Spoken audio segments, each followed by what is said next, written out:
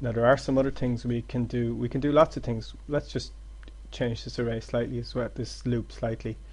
And one of the things we do here in the setup condition is that we set up the condition here, and we set up a variable. We assign it the value of 0. That's our what we can call our counter variable here. And by convention, we call that I. That's the common term for that. But what we can also do here is we could set up a variable called len, which is going to stand for the length of our array, or maybe we'll call it C, which is going to stand no, let's call it len. Let's call that the length of our array, and let's assign the length of the array to our variable len. So that's going to go there. And now in here we say I is less than len.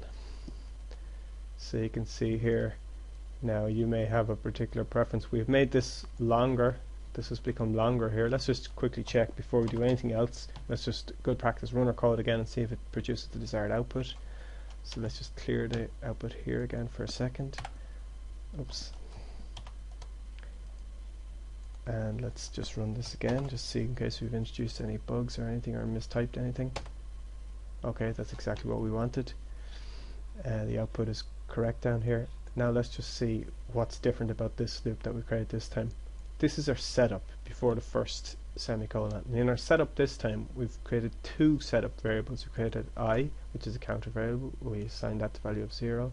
And we created len, which is assigned the value of the length of the array, or count our ages array here. So we now have two setup variables, and now in this one here we just go I is less than len.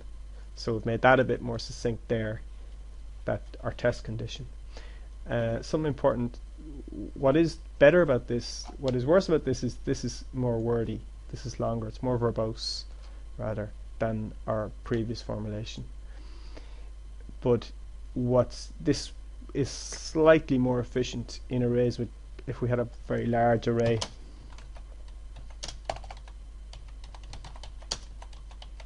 There's somebody with very large age there. But supposing we just had a huge big array here, and if we were, this will be more efficient if we have a very large array, because this test condition, this value here, len, is already computed here. Whereas in our previous for loop, we were evaluating this each time in the test condition. So we were calling this count function, which is counting ages, and that takes a certain amount of processing. It has to count the whole array, but we know that array is not going to change unless we're doing something to the array here that might change its size, which in this case we aren't. We know that that's a fixed value, so we can just set that up in there. Or equally, we could put it up here if we wanted to.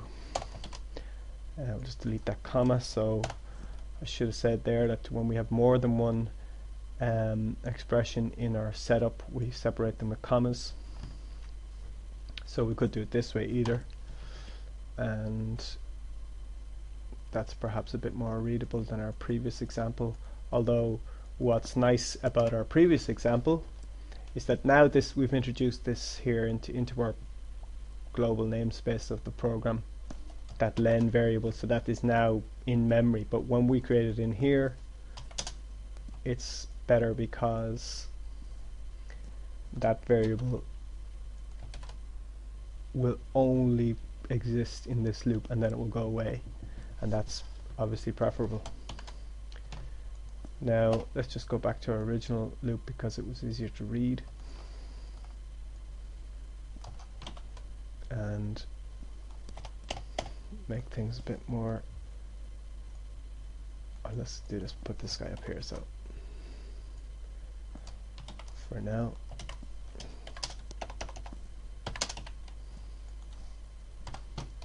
we have a nice tidy loop down here.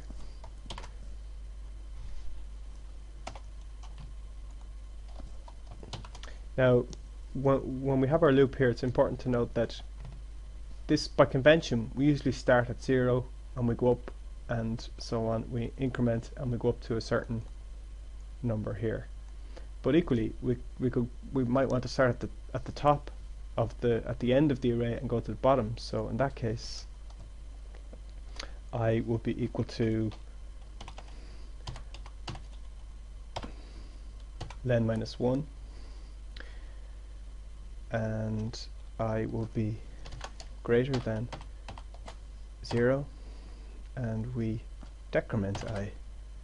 Let's just make this array back small again so we know what we're doing, and let's just see what this produces. So what we did here was we went from 21, 34, 67, and that's not what we had. Oh no, let's just, sorry, we went from, let's just clear this and run this again. Looks like we have an off by 1 error. 67, 34, 21. So we're going there, there, there. We're not getting to 12. So let's see why that is the case. Let's walk through our loop and see where that off by 1 error is happening. And it's obviously happening as we get to the end of our loop here. So it's obviously something to do when we get towards the end. So the first iteration of our loop, I is equal to len minus 1, which is the length is 4, minus 1 is 3, so we're going to start here at index 3, which is here because we start counting from 0, so it's 67. So we go here, we go here 3, then we go here. Is 3 greater than 0? Yes, 3 is greater than 0, that value is to true, so we go down here and we echo 67. Then we go back up here and we decrement I, so 3 becomes 2. Then we go back here. 2 is greater than 0, that's true, so we go here and whoops, we have echo age is 2, which is 34. Then we go up here, we get 1, true, 21. So then we go here and we get 0, and then we go here, 0 is greater than 0, false, so we never get down here with 0. So we need to make sure that this, well, let's just very simply put in greater than or equal to 0. Let's just see what happens here, and there we go, that works that time, we get it in. But what otherwise we could do is minus 1, let's see what that works. Indeed, that does work there, so that's another way of formulating that loop. So let's just put it greater to equal to 0, it's probably a bit more comprehensible. So you can see there that you can have a different type of setup, you don't have to start at 0, and equally you can vary the test condition. We've just seen 2 different test conditions there doing the same thing, and you can have different things here that increment the loop. And indeed it doesn't have to be simply decrement increment by 1, that could be a particular number there, you could be incrementing by 3 or whatever it is.